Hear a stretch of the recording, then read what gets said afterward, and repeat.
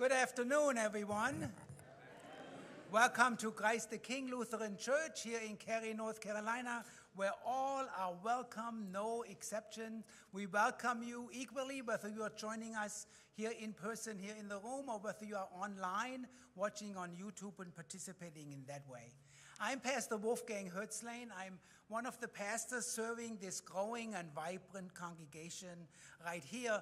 And I want to start with the most important things, a couple of housekeeping items for our guests. The bathrooms, always the important thing, right? Are to your left as you go through those doors, right immediately behind this wall. Those are we call them the Nagle Hall bathrooms. We also have gender-neutral bathrooms if you should need that. They are in the west part of the building.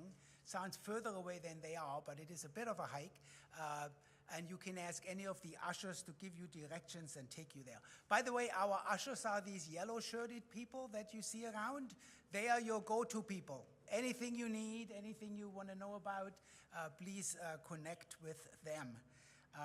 Our coffee bar is open, and after our program, you're welcome to stick around for refreshments.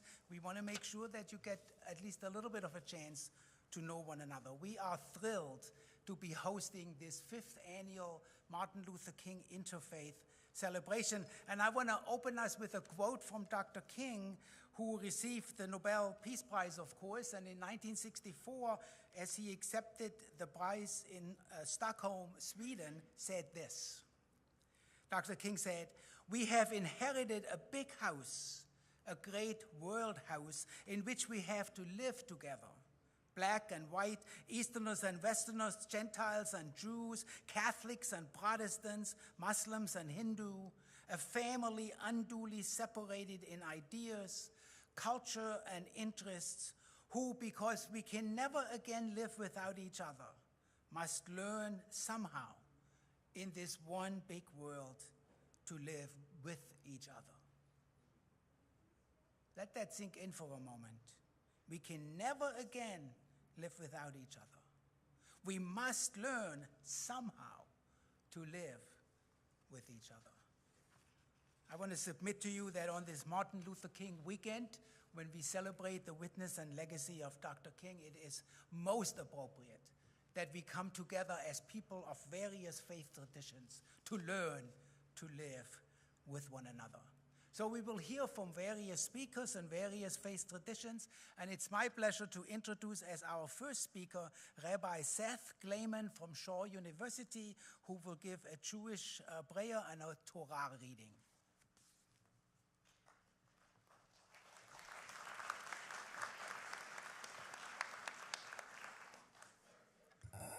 Good afternoon. It's my honor to offer a prayer based on the words of the Torah in the Hebrew prophets. Baruch atah Adonai Eloheinu melech haolam. Blessed are you, sovereign of the universe. We come together humbly and with anticipation on this great community-wide celebration of the life, legacy, and vision of the Reverend Dr. Martin Luther King Jr. Strengthen us today and every day to transcend what Dr. King called pious irrelevancies and sanctimonious trivialities. Equip us today to take another step in our hearts, minds, and resolve toward establishing a more just and equitable community for all who reside here. As it is written in the Torah, Ve'ahavta l'reacha kamocha. You shall love your neighbor as yourself. And tzedek, tzedek tirdof. Justice, only justice, you shall pursue. Inspire us today with the visions of the Hebrew prophets that animated Dr. King, with Amos's vision, V'yigal kamayim mishpat utzdaka kenachal etan. Let justice roll down like water and righteousness like a mighty stream. With Isaiah's visions, Lo yisagoy el goy cherev v'lo yilmedu od milchama. They shall beat their swords into plowshares and their spears into pruning hooks. Nation shall not lift up sword against nation, neither shall they learn war anymore. And v'nigla kavod Adonai, v'ra'uchol basar yachdav. Every valley shall be lifted up, and every mountain and hill shall be made low. And the crooked ways shall be made straight, and the rough places plain. And the glory of the Lord shall be revealed, and all flesh shall see it together. Blessed are you, sovereign of the universe, who delights in justice, righteousness, and peace.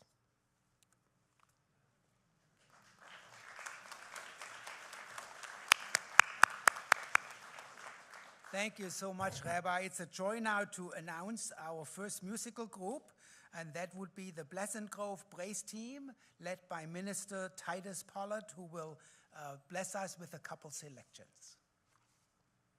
Is the Praise Team here? Oh, there they are.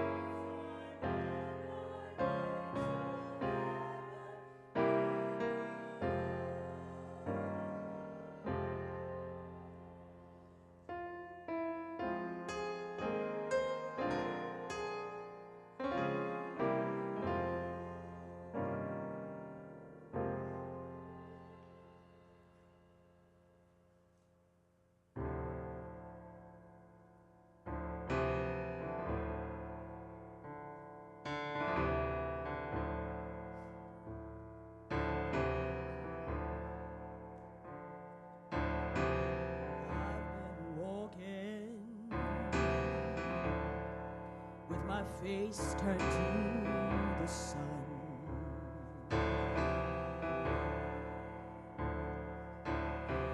Weight on my shoulders,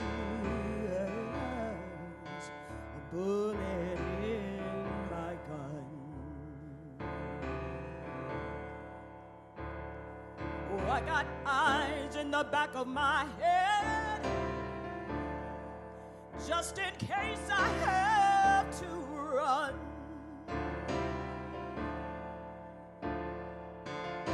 I do what I can when I can, while I can for my people. While the clouds roll back and the stars fill the night, that's when I'm gonna stand up, take my people with me. Together we are going to a brand new home, far across the river.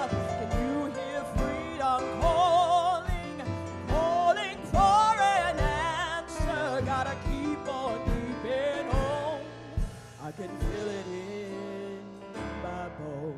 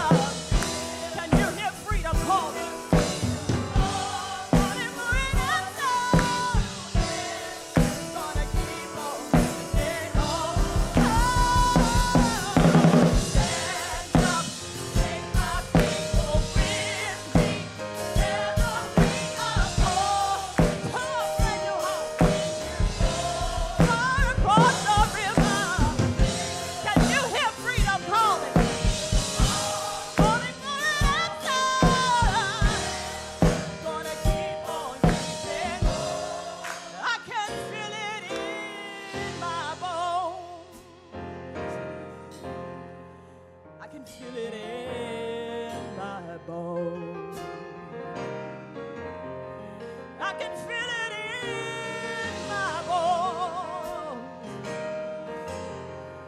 I can feel it in my bones.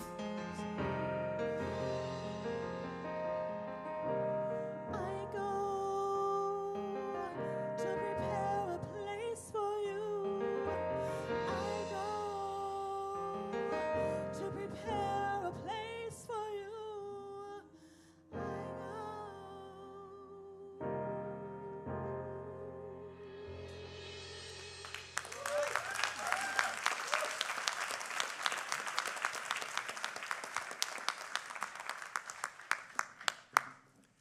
Thank you so much. Thank you for that wonderful presentation. And yes, this is a Lutheran church, and yes, it's okay to clap in a Lutheran church. You're perfectly invited to get happy. Amen to that. All right, we now are going to have some remarks from Miriam Teki, who is from the Divan Center of Cary. So I invite you to come up to talk about the 5 pillars of Islam.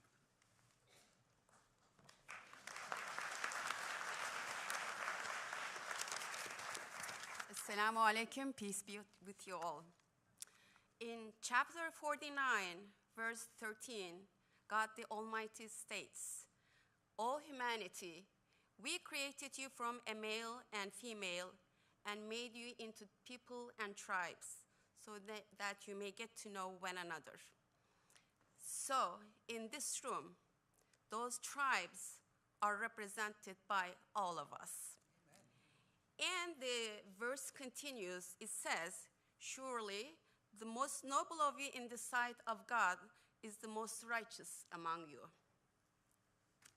Throughout the Quran, in many verses, God refers humanity as his successor on earth. And today, our voice is collective consciousness as his creator. The word Islam comes from the word salam, which means peace in Arabic. The 5 pillars of Islam is given to us so we can achieve our own peace, inner peace, and go out the world and provide peace among the humanity. After the declaration of faith, we have 5 obligatory prayers in Islam, and that is the time we take a break from the worldly affairs and rush and reset ourselves. And after that, we have fasting. During the month of Ramadan, every eligible Muslim needs to fast. And it is a time to nurture your soul and curb your ego. It was a social aspect as well. Many Muslims during the month of Ramadan go above and beyond for alleviating pains and doing good things for the others. Almsgiving is the 4th pillars of Islam.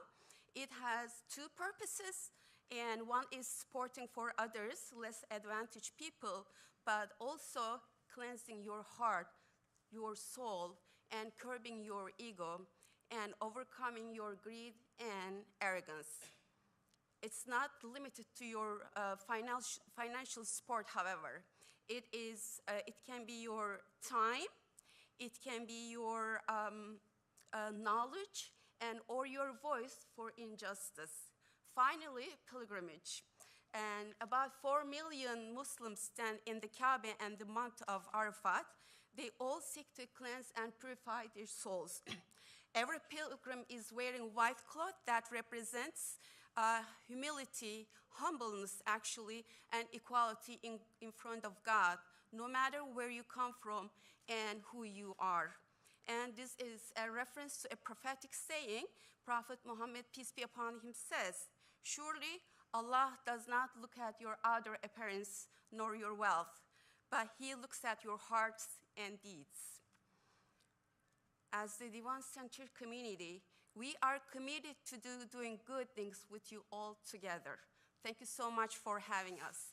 And also, we brought a traditional Turkish dessert today. It's called Noah's pudding. According to the legend, when Noah, peace be upon him, and his followers were on the ship, they had very little remaining food. They put all of them together. Each ingredient is unique and nutritious, but when you put them together, it's delicious and even more nutritious. And we thought that it would fit for the occasion. Each one of us in this room is unique and valuable, but when we come together, we make our own Noah's pudding. And the Divan Center volunteers made it for all of us today. I hope you like it. Thank you again for having us.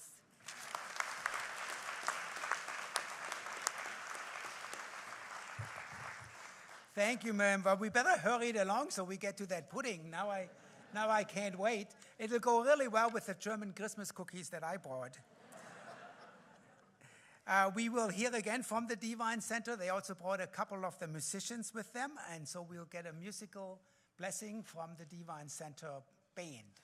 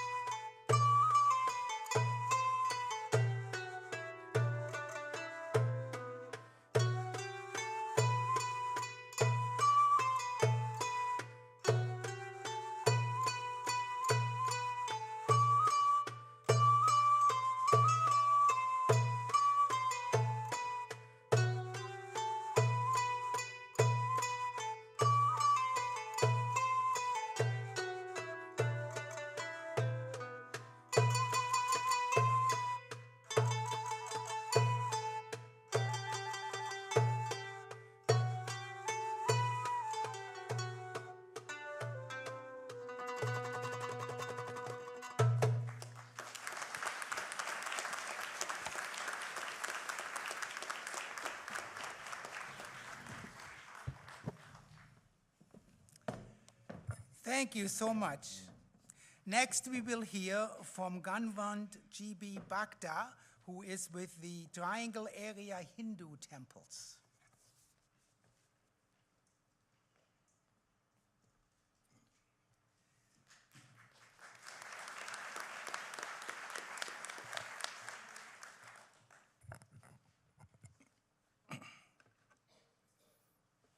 Namaste.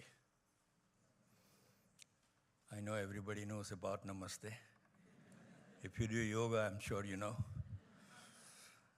Well, its meaning is divinity within me salutes the divinity within you.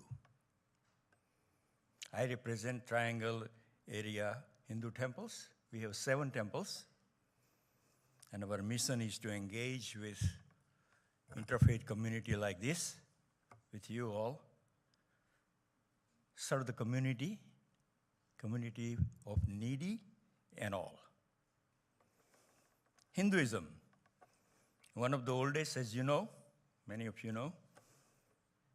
It gave birth to Buddhism, Sikhism, and Jainism in India. Om, I'm sure you have heard some Om. It signifies the Brahman, the changeless transcendental reality or truth that is supporting this ever-changing world. That's called Om. Ahimsa means non-violence. Satya means truth.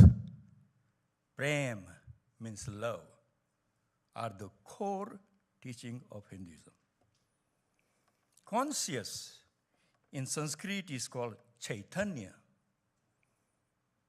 means variously is referred to awareness or consciousness. As said that the conscience is a wonderful gift from God. He has generously placed his standards of right and wrong in the mind of every person. He has done this to lead us into the best possible life. Without the conscience, we would have no ability to function in community. Our scripture, Bhagavad Gita, says that all souls are bound by the modes or quality of material nature. The illusion fostered by the modes can affect not just our mind and intelligence, but even our conscience. So, our compass need not only be relied upon, but also it needs to be purified. Consciousness is the foundational faculty of all awareness, but conscious is the specific faculty of moral awareness. So Hindu religion believes in existing of the God, and we all, mighty God everywhere, and in all his creation, as an all-pervasive, self-absorbent energy and consciousness. The basic belief creates the attitude of sublime tolerance and acceptance toward others. All living beings from the same God. So there should be a sense of equality and what should not harm or hurt others to this creation. For a peaceful coexistence, our scripture Vedas visualize the key principle of synthesis and balance. Gandhi, Gandhi of India, Nelson Mandela, and Martin Luther King, we're celebrating this weekend, all took non-violence of truth, stir up our conscious, subconscious even, gave their life, but at the same time, At the end, they gave us independent nation, freedom from apartheid in South Africa, and civil rights here. A call to conscience is to respect and protect nature and all living beings.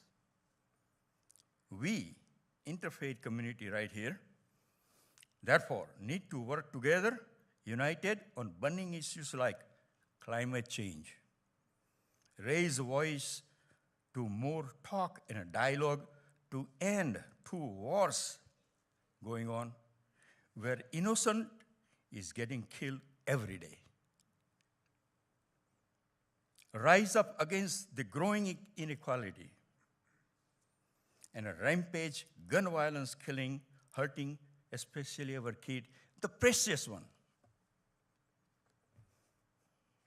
A call to consciousness is to bring hope, decency, and respect in countless lives and in all living beings all over the world. The essence of Hinduism is the same essence of all true religions: bhakti, or pure love for God, and genuine compassion to all living beings.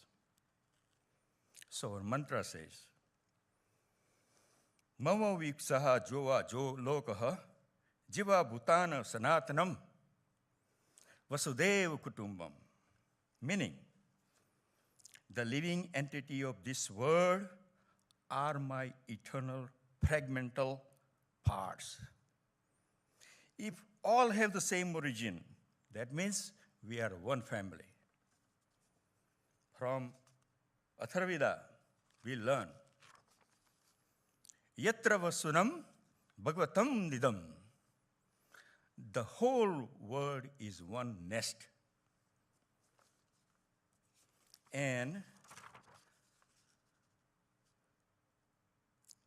another mantra says, Aham brahmo nasanita gitanam badhu chetanananam udar charitanam tu vasudhev kutumbam.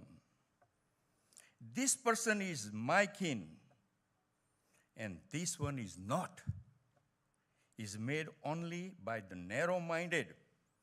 And therefore, for those of noble conduct, the whole world is one family. And this led the Vedic sage proclaim in our Arjuna Veda, chapter 36, verse 16. Mitrasya chaksusa sarvani bhutani samiksanam. Mitrasahanam chaksusa sarvani bhutani samiksme. Mitrasu chaksusa samiksamahe. O infinitely powerful Ishwar, O Almighty, may I see all the living beings with a friendly eye, and may the living beings also see me with a friendly eye. In other words, may no one be my family, and may I be no one's family. An enemy, sorry. We may belong to different countries and culture, races and religion, yet we all dwell in the same house. We must learn to live happily together. Let us preserve and protect all living beings together. This love for our fellow beings is conveyed in the Upanishad prayer that we all Hindu prayers regularly every day. Om Bharvesh Bhavantu Sukhinah Sarve Santu Niramaya Sarve Bhadrani Pashyantu Ma Pashe Bhavate. Om Santi Santi Santi. May all sentient beings be at peace. May no one suffer from illness. May all see what is auspicious. True. May no one suffer. And at the end, I would pray, we call peace mantra in Hinduism. I think that's the essence of the whole word. ओम दयो शांति संतरिह शांति पृथ्वी शांति माह शांति राउदर धान शांति धन सह मन शांति ही सर्वदेवा शांति धर्मना शांति ही सर्व शांति ही शांतिरेह शांति सामाम शांतिरेह हरि ओम शांति शांति शांति ही. May the heavens be at peace. May the sky be at peace. May the earth be at peace. Peace to the water, peace to the trees, and peace to the nature. May the gods be at peace. That peace unto Brahman, the Creator, and may we, humans, realize that peace. Om, peace, peace, peace. Namaste.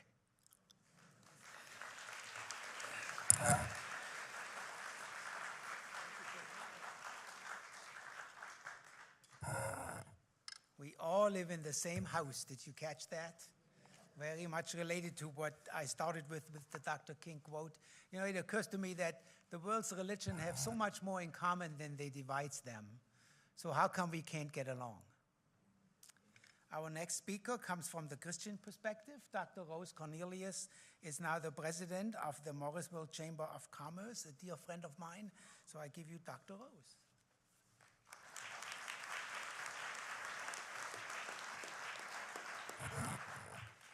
My reading comes from the Christian Holy Scriptures, the book of James, the 2nd chapter, beginning at the very first verse. My brothers and sisters, believers in our glorious Lord Jesus Christ must not show favoritism. Suppose a man comes into your meeting wearing a gold ring and fine clothes, and a poor man in filthy old clothes also comes in.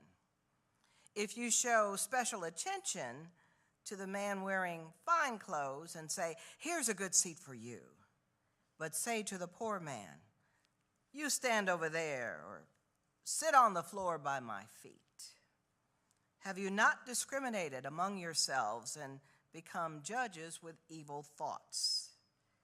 Listen, my dear brothers and sisters, has not God chosen those who are poor in the eyes of the world to be rich in faith and to inherit the kingdom He promised those who love Him? But you have dishonored the poor. Is it not the rich who are exploiting you? Are they not the ones dragging you into court? Are they not the ones who are blaspheming the noble name of Him to whom you belong? If you really keep the royal law found in Scripture, love your neighbor as yourself, you are doing right. But if you show favoritism, you sin and are convicted by the law as lawbreakers.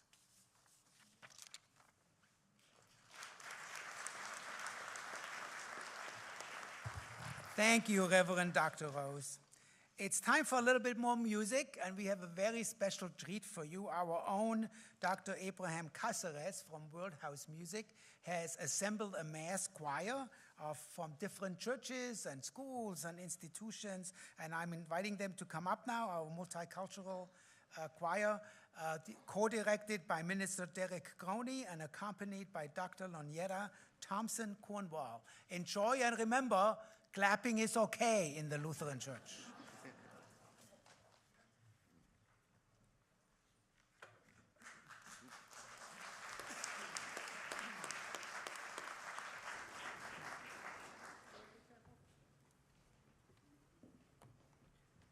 As we gather together, the first selection is Do Justice, Love Kindness. There is a part for you to sing, and you will hear it the first time. It's very easy, and we are now in place, so I don't need to fill any more time.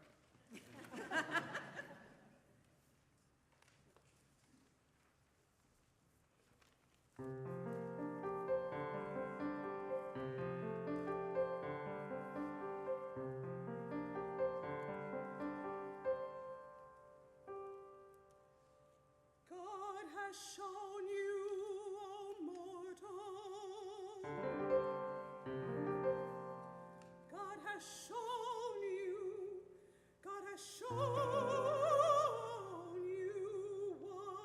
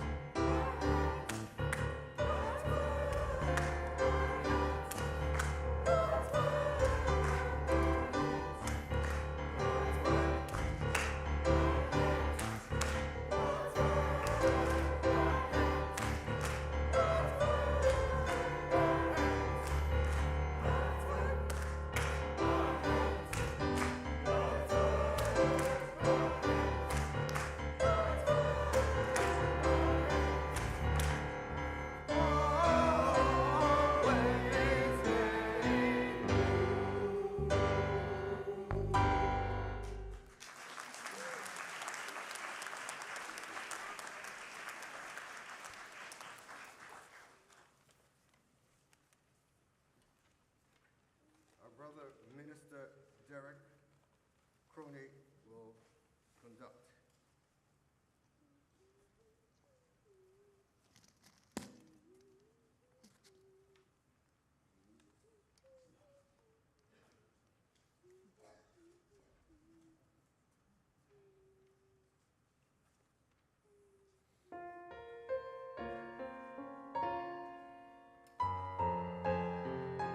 The song just simply says, I need you to survive. Can you look at somebody and say, I need you to survive?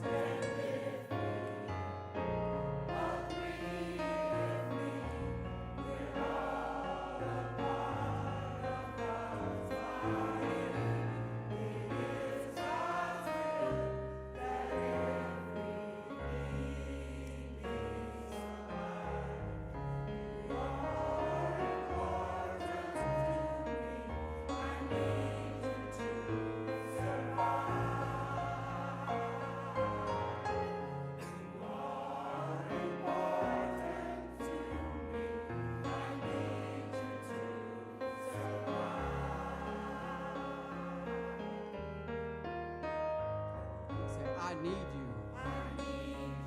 And you need me. Why? Because we're all a part of God's body.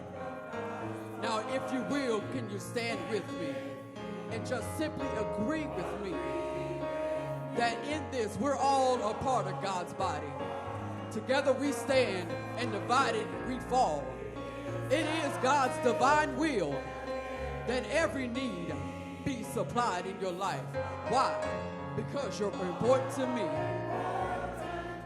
and I need you to survive. You are important to each other. What you do and what you say matters, and I need you to survive. Now, this is my assignment to you. I pray for you, and you pray for me. Why? Because I love you, and I need you. And I promise I won't harm you with words from my mouth. I love you, and I need you. I pray for you, and you pray for me. Because I love you, and I need you to survive. Won't any ill will come out of my mouth? I speak only positivity and love and peace. Come on, I pray for you. You pray for me. I love you, and I need you in this life to survive. I can't make it by myself, and I won't harm you with any word that comes out of my mouth. I need you. I pray, you pray for me. I love you, I need you. I won't harm you with words from my mouth. I love you, I need you to survive.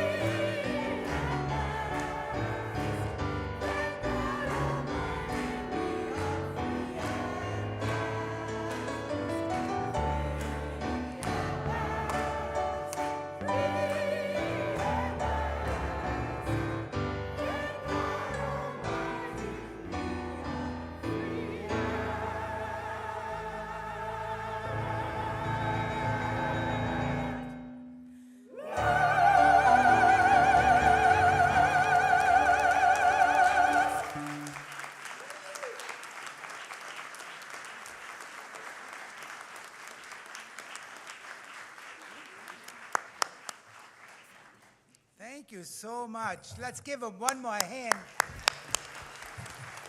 They worked very hard on this. With only a couple of rehearsals, it's amazing what you can do, right? I'm very sorry to say that our friend Shakil Ahmed, who was to speak next, is not feeling well today. We certainly hold him in our prayer. But a replacement that's more worthy than a replacement is Imam Sami from the Cary Mosque. So we would invite the Imam to come forward.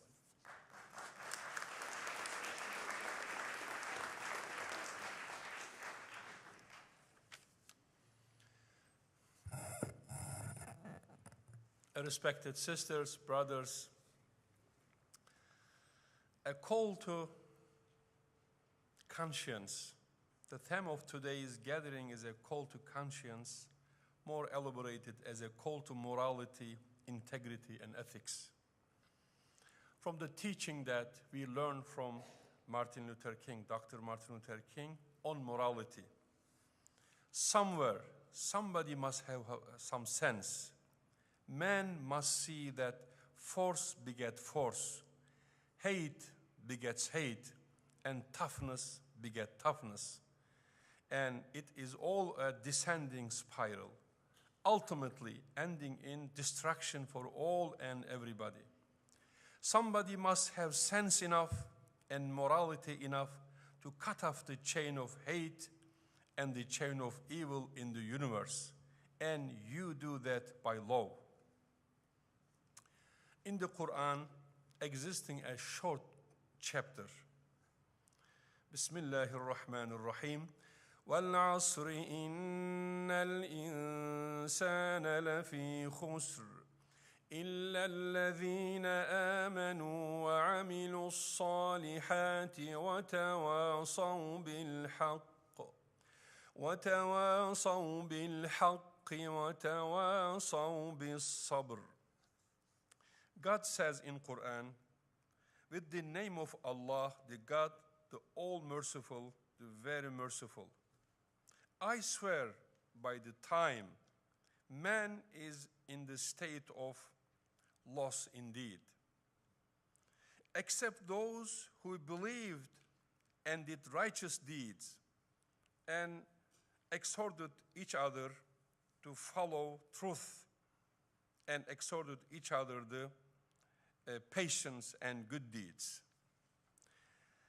Similarly mentioned morality in Old Testament that we've been singing together.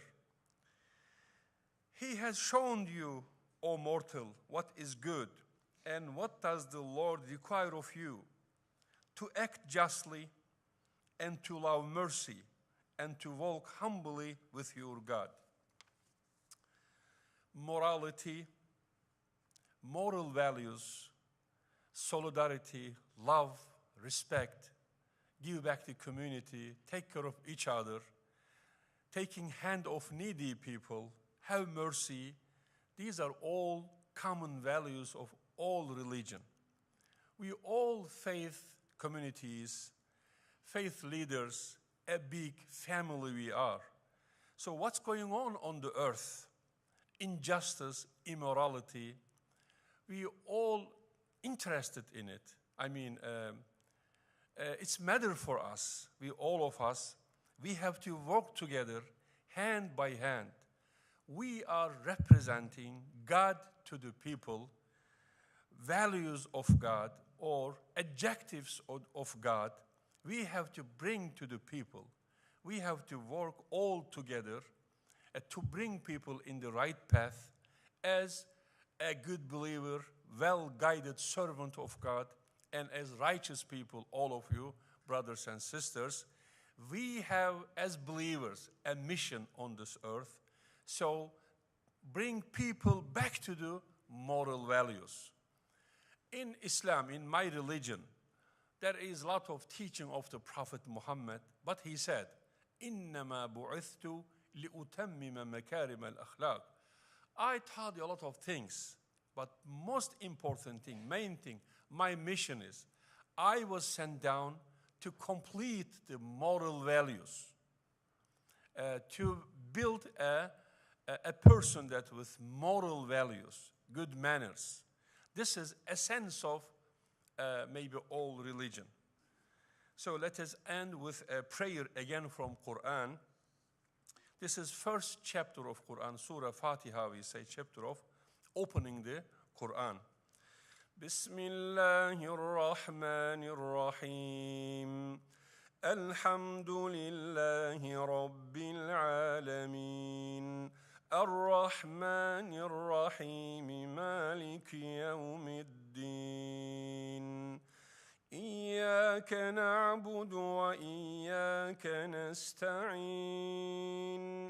اهدنا الصراط المستقيم صراط الذين أنعمت عليهم غير المغضوب عليهم ولا الضالين. Which is God says, all the praise belongs to God, the Lord of all the worlds, the all-merciful, the most beneficent, the master of the judgment day, king of the judgment day. You alone do we worship, from you alone do we seek help, O God. Please guide us to the right virtuous path, the path of those on whom you have bestowed your grace, and not of those who have incurred your wrath, and nor of those who have gone astray. Amen.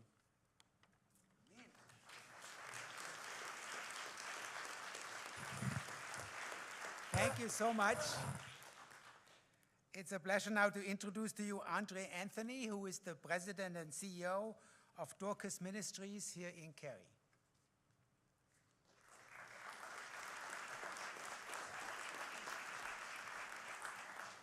Good afternoon, everyone. Bid you all good afternoon to our esteemed members of our host church here, Christ the King Lutheran Church, fellow participants, and honored guests. I stand before you all today filled with gratitude and humility as the CEO of Dorcas Ministries, an organization deeply committed to service and compassion in our community, an organization founded and supported by a collective of faith beliefs and denominations. Our gathering here today, in the spirit of Dr. Martin Luther King Jr.'s legacy, is a testament to the power of faith and the unyielding strength of a community united in purpose. The title of my talk today, A Call to Conscience and Service to Neighbor, reflects not just a belief, but the very ethos that guides Dorcas Ministries and our partnership with Christ the King Lutheran Church and so many others. At Dorcas Ministries, our mission transcends beyond providing financial and food assistance or having a thrift store. We seek to uplift, empower, and transform lives. Every act of kindness, every resource shared, and every hand extended in support of that work is driven by a conscientious decision to serve our neighbors, to help our neighbors thrive. It's about seeing the face of God in every person we help. I want to take a moment to thank our gracious hosts, to our friends and family at Christ the King Lutheran Church. Our partnership with you all has been a cornerstone of our success. Your unwavering support, both in resources and in spirit, has allowed us to reach further, touch more lives, and create a lasting impact in our community. Together, we have turned compassion into action, embodying the message that service to our neighbor is indeed the highest form of conscience. As we look to the future, our path is clear. We are called to not only continue this work, but to deepen and broaden our reach. Whether it's through our food pantry, our educational programs, or our crisis intervention efforts, we aim to be a beacon of hope and a testament to what can be achieved when hearts and hands work together.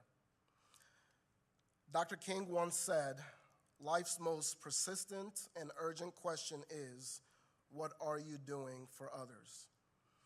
We all must be committed to answering this question every day with action, compassion, and a relentless pursuit of justice and equity. Together, let us continue to be a living example of conscientious service to our neighbors and embodying the ideals that Dr. King so passionately advocated for. Thank you all so much for being here. Thank you for the opportunity to speak today, and God bless you all.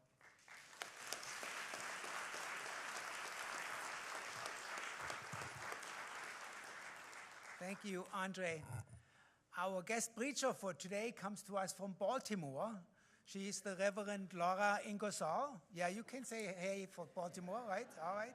I used to live there for a while, and but I've known Laura a lot longer than our time in Baltimore together. Laura has served as an associate pastor, as a lead pastor, as a mission developer in Lutheran congregations in Pennsylvania, in Massachusetts, and in Maryland. And she comes today with her sermon entitled "The Call to Conscience," and we can't wait to hear from her. So let's welcome the Reverend Laura Ingersoll.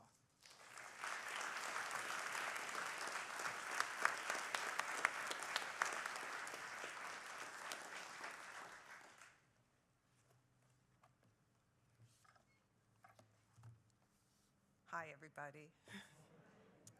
It is my pleasure to be here with you this afternoon. I am honored to have been invited by you, Wolfgang, and by your family, and to be able to say that we have indeed been friends for many years. I believe it was my husband who knew your wife before you did. That's true. And was present at your wedding. And so we have known each other a long time, and for a long time have been in ministry together. As I listened to the music, and as I listened to the previous speakers, it occurred to me that we should not be surprised that when given a theme, bring our own pieces and they just reinforce each other. And so thank you for your wonderful words and for the delightful and very heartfelt music that was provided by you. A reading from Alice Walker.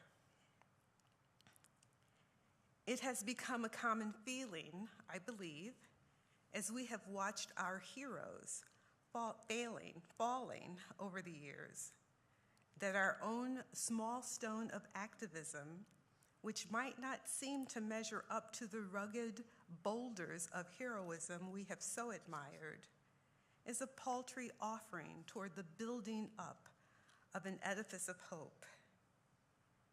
Many who believe this choose to withhold their offerings out of shame. This is a tragedy for the world, for we can do nothing substantial toward changing our course on the planet, a destructive one, without rousing ourselves, individual by individual, and bringing our small, imperfect stones to the pile. How many of you read the book, A Call to Conscience, for which this event is the theme? Anyone? A few of us, okay. I read the book a few weeks ago, and I have to admit to you, I was reminded why so many of us have felt lost, that we lost more than a prophet, more than a visionary, more than a spiritual leader and dreamer. In this collection of King's speeches, we learn again how eloquent he was, how wise, how well integrated and intelligent, with a profound sense of the Bible and history and people, and that he used these connections and illustrations to help his hearers not just to hear, but to see and to feel the issues. No one has yet filled his shoes, though there are many good and wonderful people who have been bridging the gap. One of the things that stood out for me when reading King's speeches again, and in the way that he lifted up the dream, is that King made it personal. He made it personal for every single one of us No matter who you are, he made it personal. The dream was not just his, but it was everybody's. We could all relate to it. We could all grasp it. The dream of personhood, of mutuality of personhood, being respected and being known as fully human with opportunities and contributions and expectations, the same for everybody. And perhaps by your presence here today, perhaps you know what I'm talking about, that understanding of personhood. Just a few years ago, I learned about an organization called the Living Legacy Pilgrimage, an organization that conducts experiences of the civil rights movement through trips to sites that were important to the movement and conversations with people who were veterans or with their offspring. I joined a pilgrimage that started in Birmingham and went from there to Montgomery and Selma, across the Mississippi Delta, on to Jackson, and eventually ended up in Memphis, Tennessee. There were 55 of us on a bus. We were Christian, Jewish, Orthodox, Hindu, atheists. The oldest was 81. The youngest was 23. 7 of us were Black. 2 were Eastern Indian. The rest were white. As we traveled, one of the things that impressed me most was the realization that Martin Luther King, Fred Shuttlesworth, Ralph Abernathy, and all of the others whose names we know so well, they might have been leaders. But the driving force, the energy behind the movement, the marches, the sit-ins, that was the people whose needs and inequities and hurts they lived. All of that was on the line, as were their dreams of freedom, equality, and justice. As Dorothy Height, a civil rights activist who fought against lynching and for the African American and women's rights, wrote in her introduction to King's speech, "I Have a Dream," in the book Call to Conscience. She wrote, "Martin King was not killed for dreaming. He was killed because he dared to challenge the system." The lesser known people, lesser named, and those who are unnamed in the history of the movement, for all of those people, it was personal. For all of us today, I hope it's personal. Because those unknown folk who followed behind King and the others, they were challenging the system too. They were the driving force. In Marion, Mississippi, we talked with a woman who talked about coexisting with neighbors who were known to be Ku Klux Klan. And when it was made known to her that the local Walmart in Marion was hanging a flag from the rafters that was a Confederate flag, she commented, "I didn't know that, and I'm there all the time." You get so used to seeing things like that.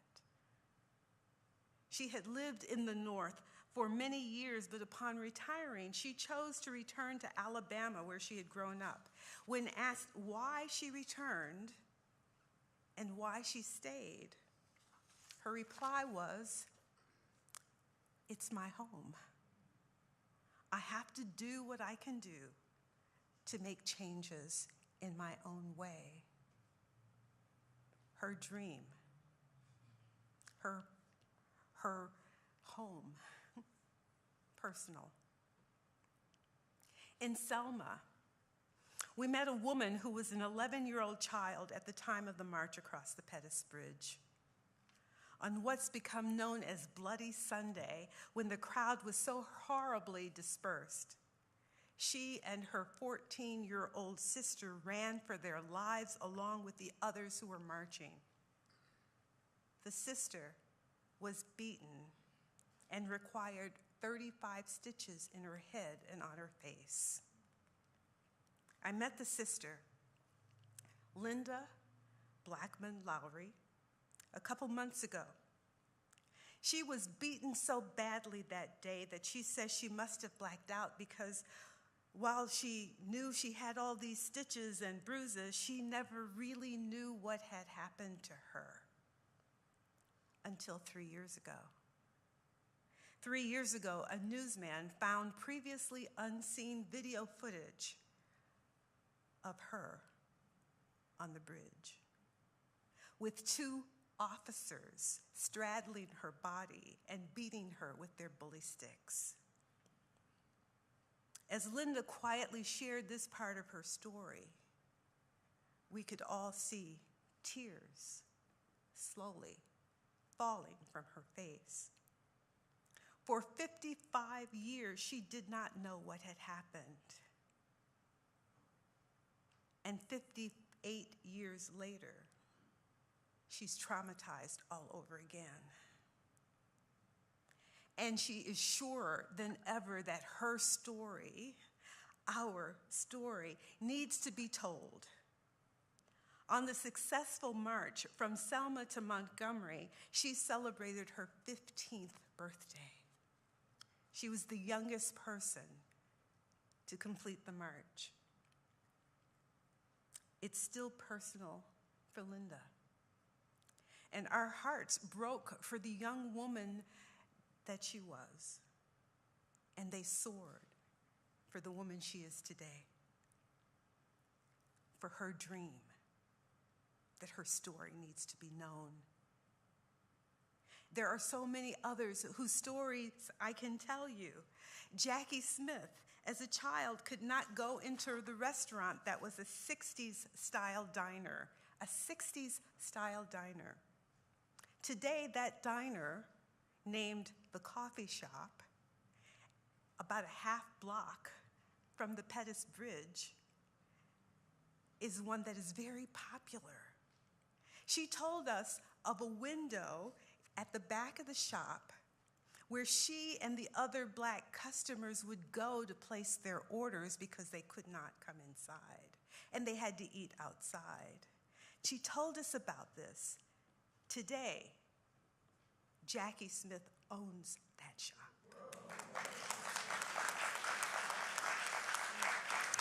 And not only that, a few years ago, she was named Retailer of the Year by the Selma Retail Association.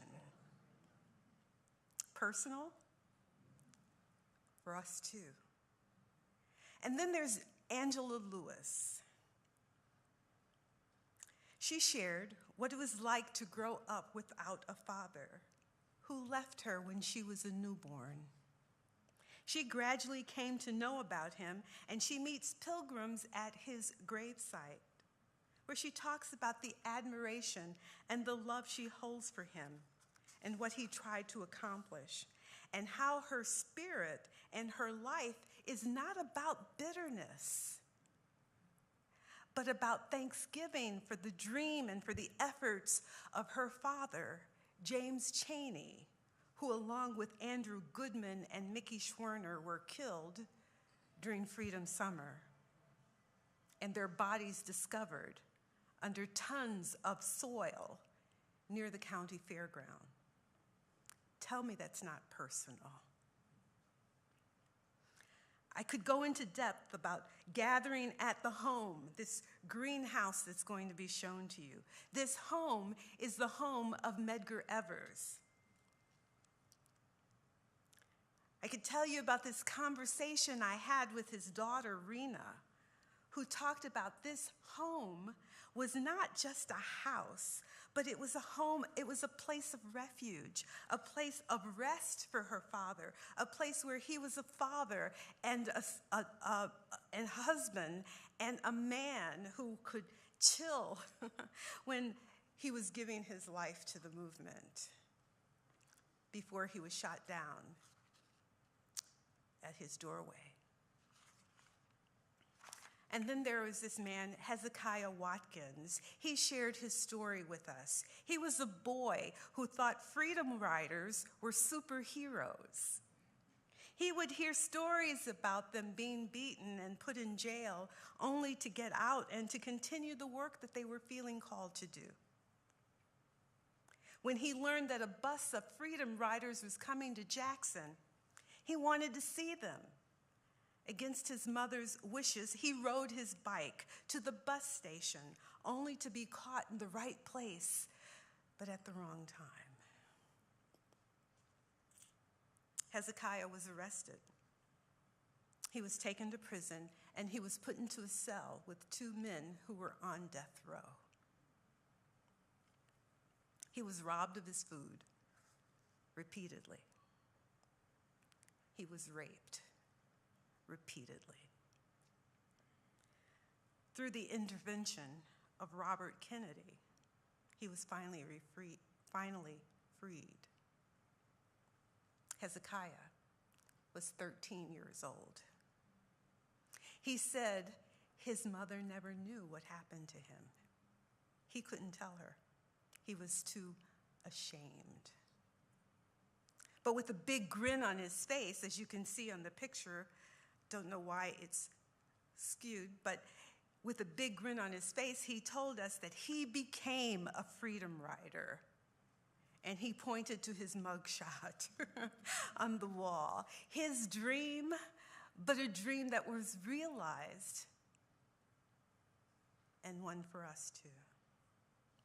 For the most part, people who are not well known or unknown to you and to me, people for whom the events of the movement were extremely personal, they made it personal for all of us, pilgrims, and for all of us who are striving to live the dream. The survivors, they still feel the drive, the conscience to tell their stories, so that justice and freedom stays in the forefront of our minds and in the minds of society. For them and for us, it is personal. And so the stories are told.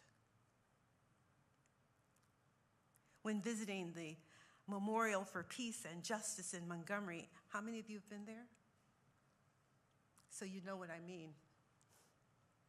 When visiting this Memorial for Peace and Justice and seeing all of the columns, there are about 800 metal columns with over 4,400 names inscribed on them of people who have been lynched in the United States between 1877 and 1960. Let that sink in for a minute. Seeing these columns, it became deeply personal. As I walked around, it was my hope to honor all those whose names were etched on the columns. After walking past the first 2 or 3 that you can see there, after walking past those, I began to touch the name of those engraved on the column.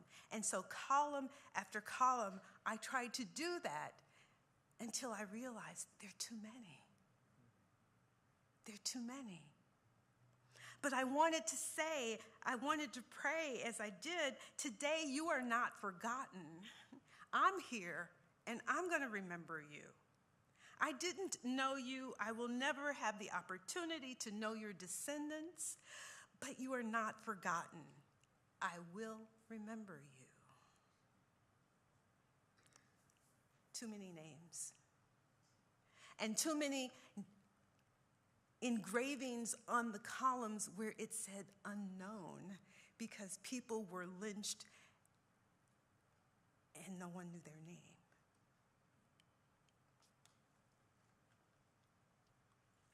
too many.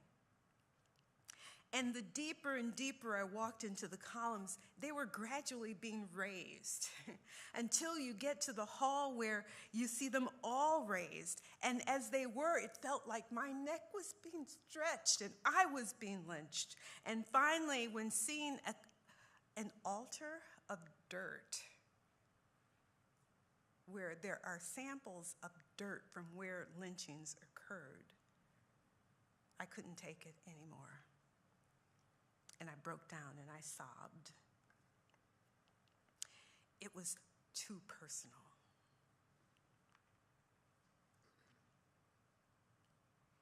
And all I could think of to say was, oh Lord, how could you desert your people, my people?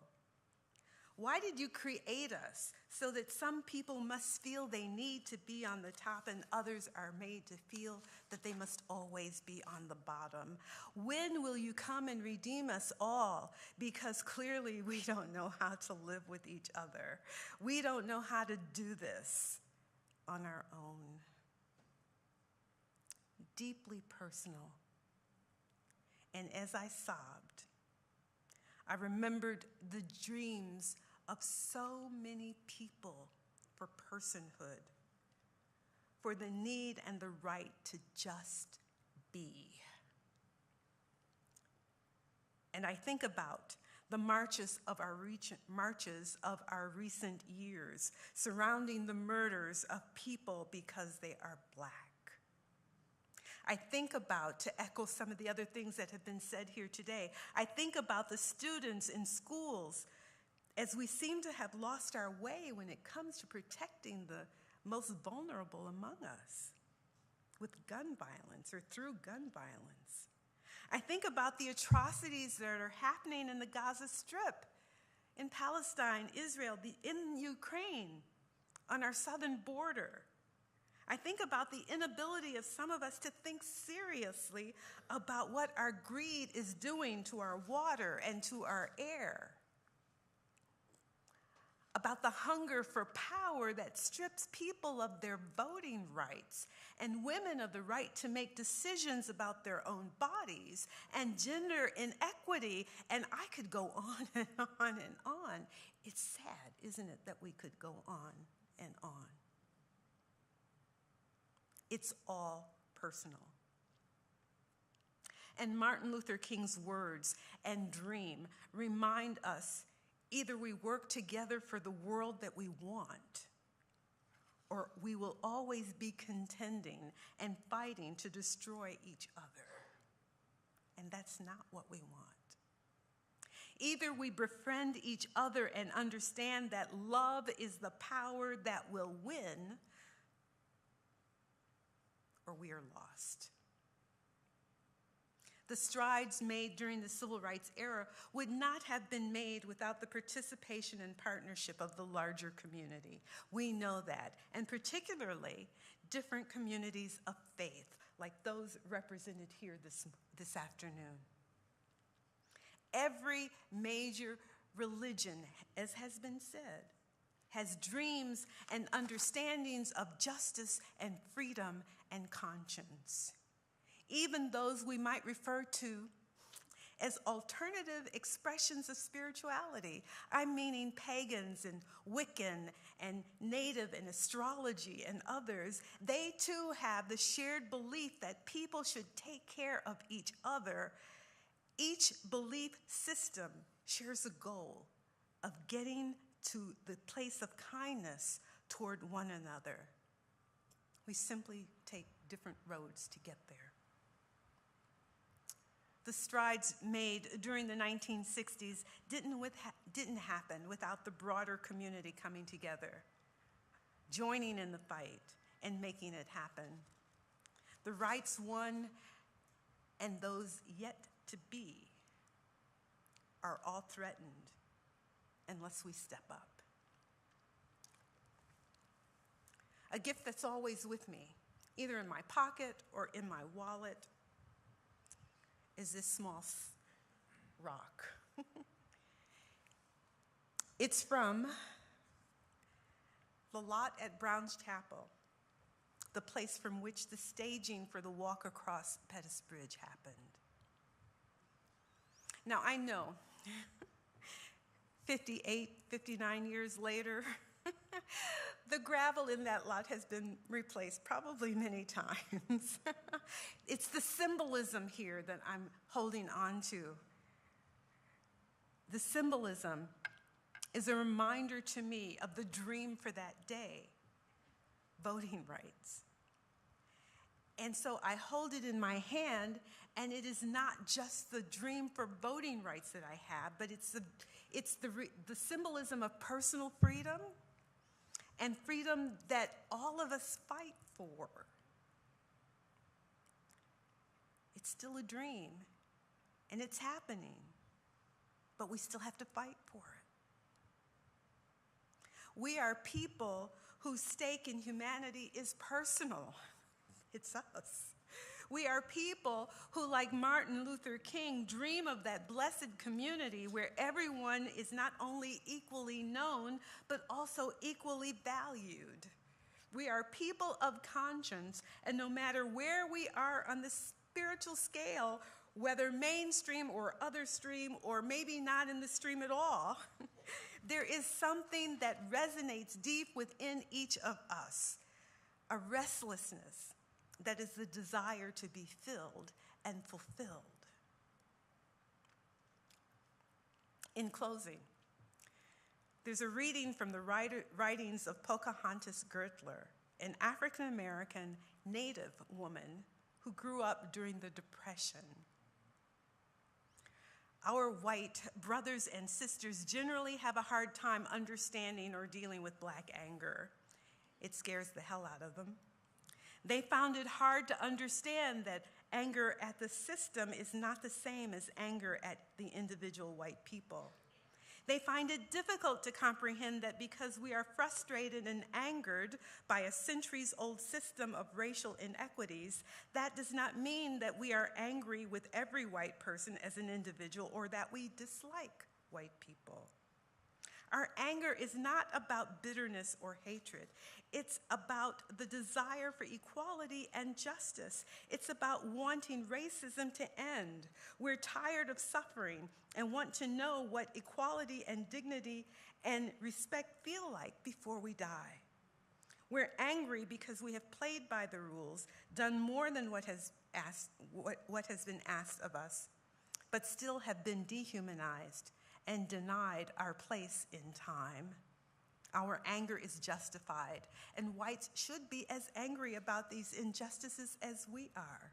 We're frustrated that they are not. If they were, things would change. I intentionally left off the last sentence of that. And I left it off because of what I'm going to say next, and that is,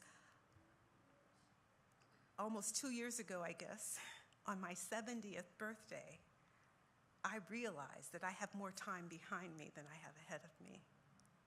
And I wanted to figure out, what can I do to make the rest of the time count?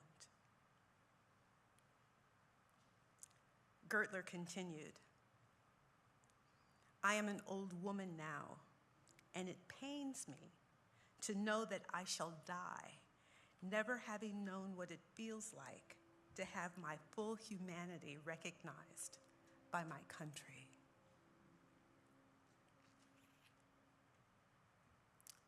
I know what I'm going to be spending the rest of my life doing, things like this. Let's have this Martin Luther King commemoration today be the nudge or the push or the light, whatever picture you want to float in your head, that awakens or reawakens what is personal about our collective dream for freedom and fulfillment. Let's each of us add our rocks of activism to the pile, those small imperfect rocks that Alice Walker talked about. Let's add them to the pile, and let's do our bit.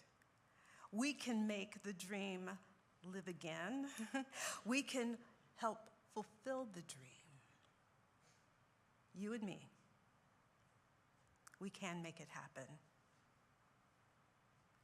Let it be so.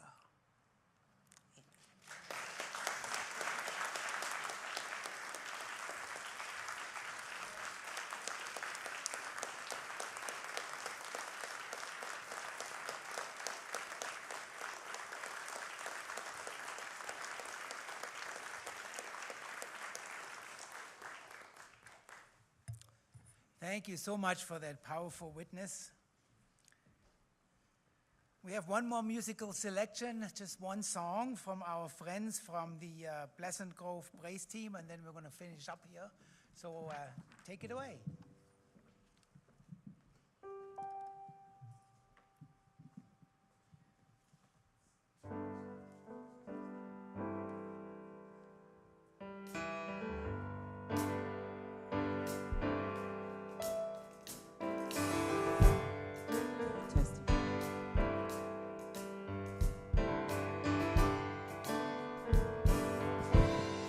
Oh, happy day.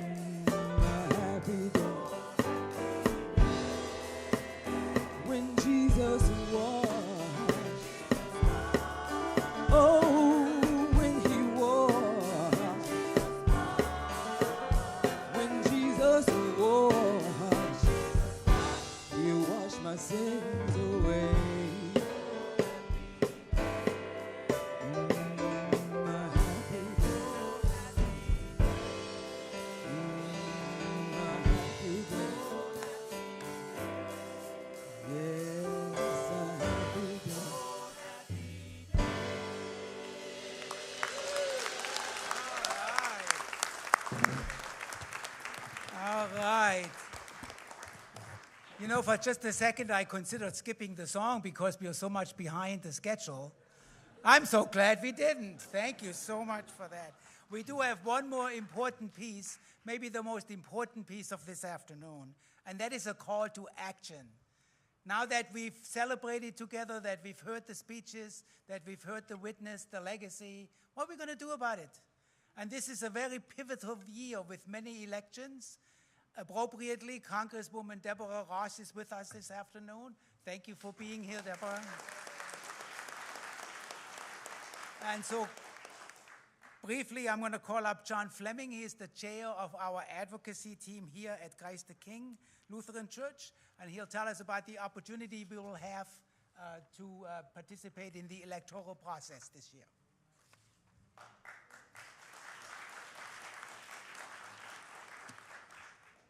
Wow, no pressure here now. So, good afternoon, everybody. So, how appropriate is it that the theme for this interfaith celebration and prayer service is a call to conscience? And for everything else that means, I'd like us to focus a little bit now on voting rights. I don't have to tell you that 2024 is shaping up to be the most consequential and crucial election year in our history. November 5th is the general election day when we'll vote in many national and local races from the president to judges to county commissioners. But keep in mind that the primary election that leads up to that general election in November will be on March 5th. March 5th. That's 51 days for those of you who are counting. And early voting for that primary election will begin on February 15th, 1 month from tomorrow. So it's also important today to remember Dr. King's legacy and his focus and influence on voting rights. Dr. King worked hard to improve voting rights for all. In his Give Us the Ballot speech at the Prayer Pilgrimage for Freedom in Washington in May 1957, he famously stated that the denial of this sacred right, the right to vote, is a tragic betrayal of the highest mandates of our democratic tradition. And so our most urgent request to the President of the United States and every member of Congress is to give us the right to vote. Unfortunately, almost 67 years later, with newly redrawn voting districts and new rules purporting to protect the vote, we're still working to realize the unfettered right of everyone to vote. So what can and should we do today and this year in 2024 to follow up and fulfill Dr. King's work and to make sure that everyone can exercise their right to vote? First of all, are you registered at your current address? Ask yourself, have I moved since the last time I voted? Understand the rules for voting, many of which are new. Voter IDs. Most people have an acceptable form of ID to vote. Just remember to take it with you when you go vote. Ways to vote and the changes in some of these methods have changed. In person on election day, in person by early voting, absentee by mail voting. And then districts and candidates. Inform yourselves and educate others. Most of the voting districts have changed, as you know, especially here in Wake County. Who's running for your congressmen, state senators, representatives, county commissioners, judicial candidates, and so on? Many of those representatives may have changed since the 2022 midterms. So to help in this area, we have stations out in our atrium and narthex to help show you where to get some information and how you can present this information also in your own congregations. Please take some time as you leave to look at some of this information and talk to our voting team members. Here at Christ the King, that team is called our Strengthening Democracy team. Finally, please remember that just because the more localized elections will be at the end of the ballot, probably on the back, they are nevertheless just as important and may have a greater direct influence on our everyday lives. For example, this year, in addition to the high-profile races that we're already hearing about, we will vote for a North Carolina Supreme Court Justice, Court of Appeals judges, and a myriad of Superior and District Court judges, as well as county commissioners. You only need to read or listen to the news to see how important the judicial elections are in this age of lawsuits challenging everything, including, importantly, various aspects of our voting rights. So my call to action to you today is to vote, which requires a voting plan for yourselves, and talk it up among your families, friends, and organizations to encourage everyone to do their homework and to vote. Thank you for your help in this important effort. Thank you.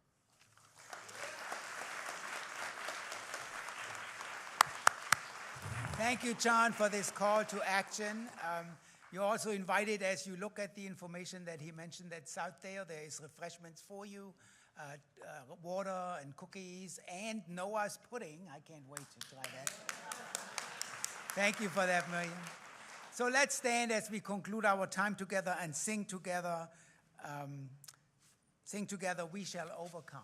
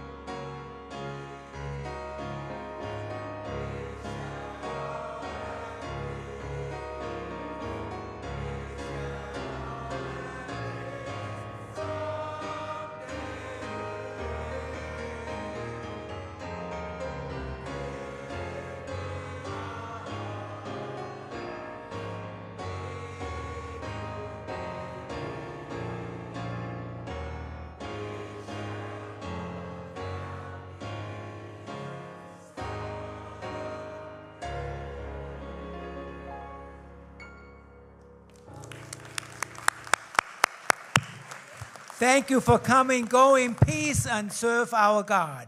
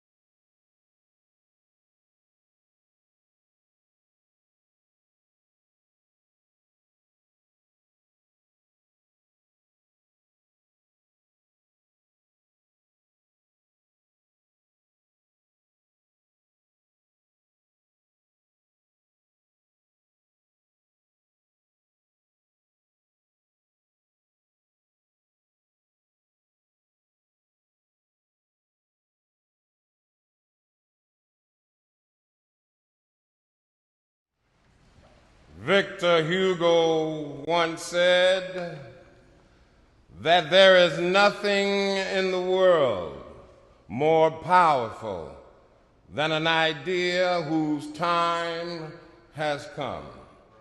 I had a hunch that we could do something that really foregrounded sound and an experience of sound as a way to be distinct and also memorable to people. So I kind of had this team out there looking for a speech that had been given in North Carolina that was related to the civil rights movement and that could potentially have a big impact on people today. And lo and behold, the speech that they came up with, which was the speech that Dr. King gave at the White Rock Baptist Church in February of 1960, just about a week and a half, 2 weeks after the start of the Greensboro sit-in, was that speech. The first phase was to do a reenactment of King's Fill Up the Jail speech. The speech was never recorded. We only have a textual version of the speech that is available for the public. But also there were not a lot of photographs taken and not any digital recordings or audio recordings, if you will, and the church was torn down. So the very first phase was how to sort of reenact that at the current White Rock Baptist Church, even though that's not the original church. Is that when we found, by the help of God, a correct course, a morally sound objective, you do not equivocate. You do not retreat. You struggle to win a victory. And he was able to capture Dr. King's cadence, his intonation, his pitch. If you were behind a curtain, you would not have known that was not Dr. King. So I was really impressed. Creating the model is really a challenge now because the existing church is no longer there, so we can't go out and just measure it and take photographs. So we're relying on historical documents, photographs, a few plans. We don't have a full set of architectural plans, so that's created a challenge for us. But we do have plans from the event where they installed an organ in the church, so we have a few really critical dimensions where we can start to pull from and build our digital model from those. But the photographs have been really helpful because that helps us to understand, the window patterns, the textures on the wall, how many seats were in the auditorium, and things like that. I helped capture a live motion data from a performance actor, and I mapped that data onto the virtual character of MLK, and then place that character in a virtual reality space. Also, you watch a lot of videos of MLK's, giving different speeches from the I Have a Dream and different recordings, video recordings that they have of him, and try to match his performance and what he did at different moments of the speech. I think there's something about being in an immersive space because we are sensual creatures. These are inputs that, in essence, we're manipulating to give you a sense of presence. So audio is a huge feature in this project. So even with the use of 360-degree photo, by shifting those different perspectives, changing the audio, and still keeping some of the spatial tracking, so if you move your head to the left, you still get a sense of where the source of the sound is coming from. And while I am not at all interested in this project of an exact replica of that night, we can't make that. I want us to understand this is not that. We're not trying to make an exact copy. What we're trying to do is produce something that gives us a sense of what that was like, and to help us understand what it was that transformed people that night and what can transform people today.